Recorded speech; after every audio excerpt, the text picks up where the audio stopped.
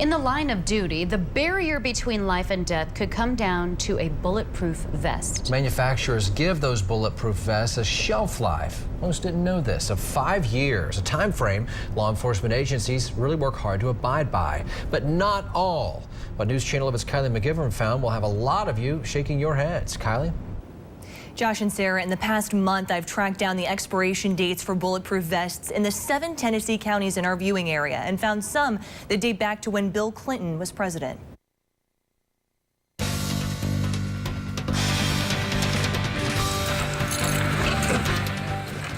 In law enforcement agencies across the nation, there are 2 lines of defense officers don't leave home without: a gun and a bulletproof vest. That might be my lifeline to go back to my family at the end of the shift. There's so many things in this day and time that can happen. It doesn't matter if you just get out at a convenience store, you walk into a school, it's a dangerous world. In Sullivan County, it's not surprising Sheriff Wayne Anderson requires every officer to wear their bulletproof vest. But what many may not realize, each of those vests have an expiration date. They deteriorate over the years because of perspiration, wear and tear. I asked a representative from Galls, a company that sells bulletproof vests, to break down what the 5-year shelf life the National Institute of Justice places on body armor really means. Those 5 years is the absolute that they guarantee no failure from an impact of a weapon of the size that it's been certified for. After those 5 years, it's still viable probably, but it's not guaranteed. After that time frame, if something were to happen, if it's the chief, the county commission, whoever's making the decision takes that full financial responsibility. If it was a time period beyond 5 years, would you feel good going home at night thinking, I'm doing everything I can to protect my officers? No. In Greene County, the number of bulletproof vests outside of that 5-year range is dramatically more than those that are. A risk Sheriff Pat Hankins learned the first time he took inventory. What we discovered is that we had 40 men that were wearing vests at this time that were out of date. 40 men? Yes. Sheriff Hankins says a majority of the vests aren't just a couple months or even a couple of years old. Try a decade or even more. The oldest vest I had was 16 years old. Is an officer currently wearing that vest? Yes, it is. And that is how it'll remain. 2/3 of Greene County officers strapping themselves in bulletproof vests day in and day out that may or may not be effective until replacements arrive in about another month. We saw that statistic come alive during our visit to Greene County. It's 11 years old this month. See, you can't even see the date of issue, right? One patrol officer agreed to talk with us, but for safety concerns, we've concealed his identity. When did you get this vest that you're wearing now? 2006. Now we're in 2014. How does it make you feel? I mean, every day in your line of duty wearing a vest that is that old?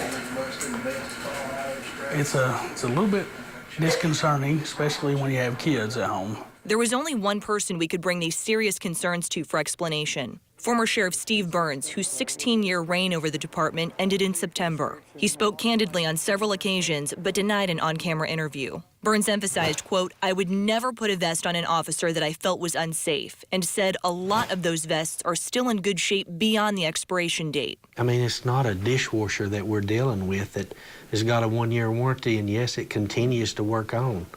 Who knows?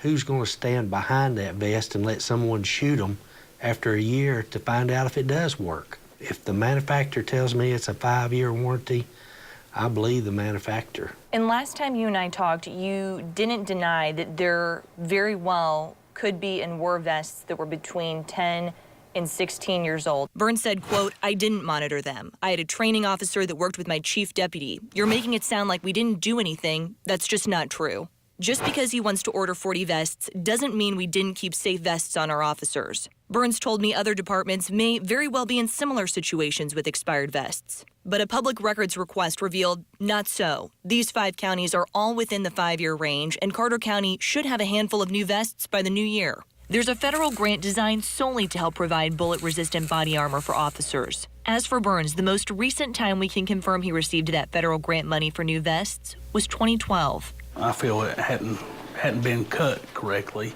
in the first place, and it should come to the belly button. And here's the top of the vest. Burns stands by what he said, that he never put an officer in danger. There's not a county or city around here that can't afford a vest for their officers. I don't believe it. they can't afford not to buy them. In the midst of putting themselves in harm's way every day, it's a risk surrounding departments and Greene County moving forward are not willing to take. It shouldn't have never happened. And I hope that in my term as sheriff here that it never will happen.